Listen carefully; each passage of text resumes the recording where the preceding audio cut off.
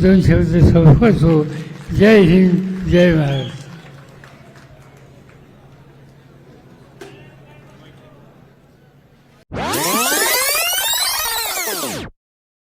एक लहानशी गोष्ट सांगायची राहिली.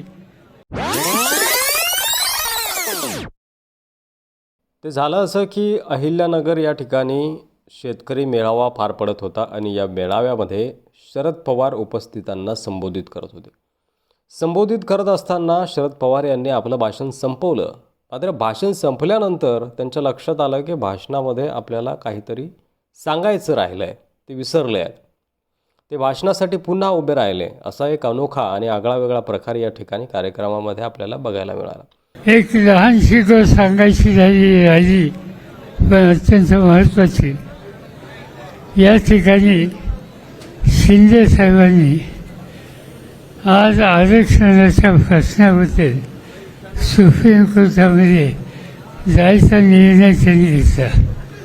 मी त्यांना एवढं सांगतो की तुमच्या सुप्रीम कोर्टच्या केसमध्ये पूर्ण ताकदीनं माझी मदत तुम्हाला राहील आणि लोकांना न्याय देण्याची काळजी घेतली जाईल एवढं या ठिकाणी सांगतो.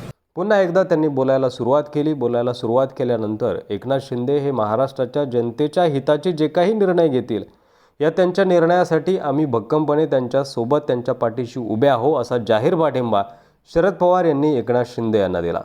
त्यानंतर एकनाथ शिंदे यांना जाहीर पाठिंबा दिल्यानंतर शरद पवार यांनी आपलं भाषण पुन्हा एकदा संपवलं. उपस्थितांमध्ये शरद पवार यांनी जी घोषणा केली शिंदेंना पाठिंबा देण्याची त्यावर टाळ्यांचा कळकळाट देखील आपल्याला बघायला मिळाला. त्यानंतर पवारांनी आपलं भाषण संपवलं, आभार प्रदर्शन झालं आणि कार्यक्रमाची सांगता झाली. हा जो काही प्रकार आजच्या सभेमध्ये घडला, आजच्या कार्यक्रमामध्ये घडला, यावर तुमचं मत कमेंट बॉक्समध्ये लिहायला विसरू नका आणि असेच व्हिडिओ पाहत राहण्यासाठी आपल्या चॅनलवर नवीन असाल तर सबस्क्राईब करा.